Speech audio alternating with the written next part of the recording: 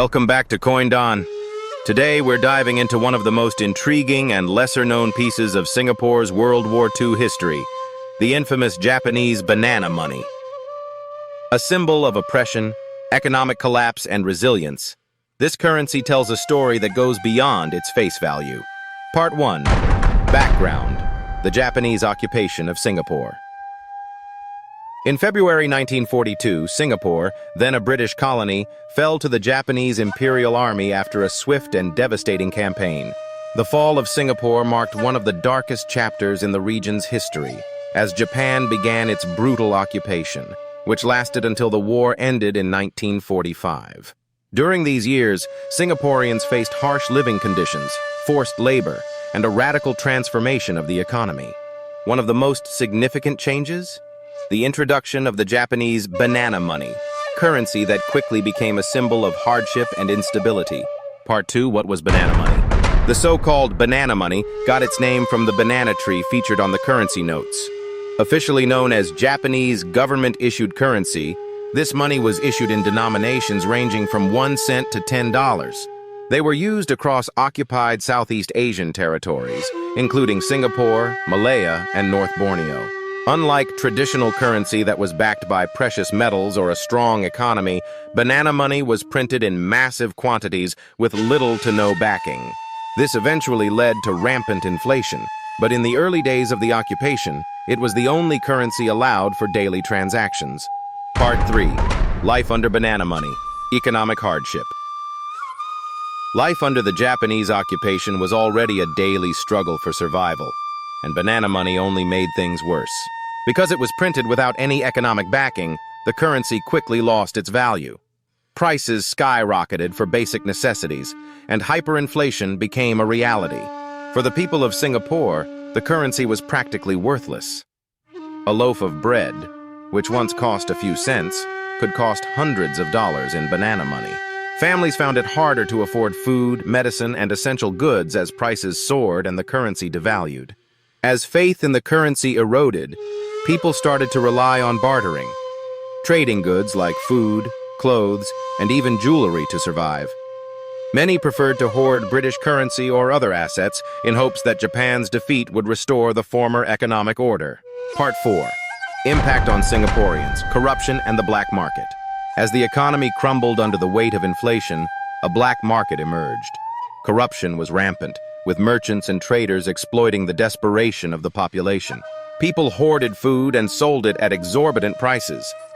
Japanese soldiers and officials often engaged in these black market activities, further weakening the local economy.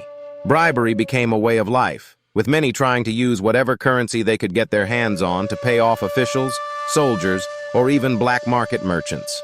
Despite the risks, it was often the only way to obtain essential goods. Part 5. Counterfeiting: the rise of fake banana money. One of the more fascinating aspects of banana money was the rise of counterfeiting.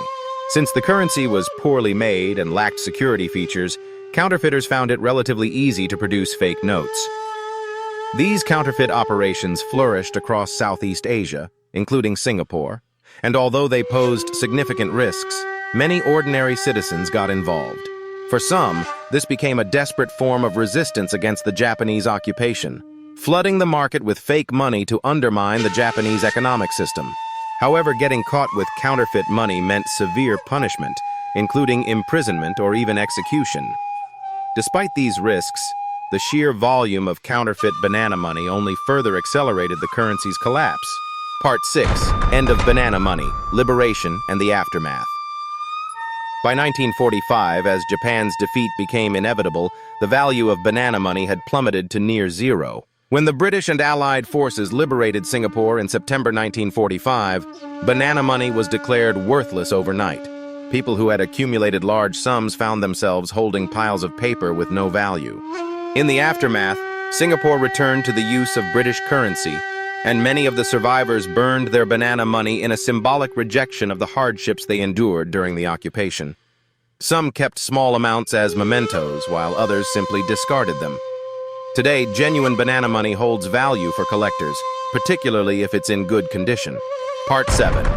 Collecting banana money today: historical and financial value. For collectors today, Japanese banana money holds significant historical and financial value. Despite its dark history, these notes are sought after by numismatists worldwide, particularly those that are well preserved. The rarity and condition of the notes play a huge role in their value. Collectors should pay special attention to specific denominations and serial numbers. Among the denominations, the $10 and $1 notes tend to be more common, while the $100 and $1,000 notes are rarer and more valuable, especially in mint condition. These higher denominations were less widely circulated and therefore harder to find today. When it comes to serial numbers, collectors should look out for notes with low serial numbers or special sequences like 000001, which were often reserved for important officials and are incredibly rare today. Additionally, notes with consecutive serial numbers can fetch premium prices at auctions. There are also certain misprints and production errors, such as overprints or notes with missing features, which are particularly valuable due to their scarcity. As the market for rare currency continues to grow, Japanese banana money, especially rare denominations and unique serial numbers, presents both a historical artifact and a smart investment for collectors. Conclusion. Japanese banana money was much more than just currency. It was a tool of occupation, a symbol of hardship, and today, a treasured piece of history. If you're interested in learning more about the unique aspects of Southeast Asian coinage or expanding your collection, make sure to subscribe to Coin Don, the channel which brings history alive with fascinating insights into the world of numismatics. Thanks for watching, and remember, history isn't just in books. Sometimes it's in your pocket or your drawers.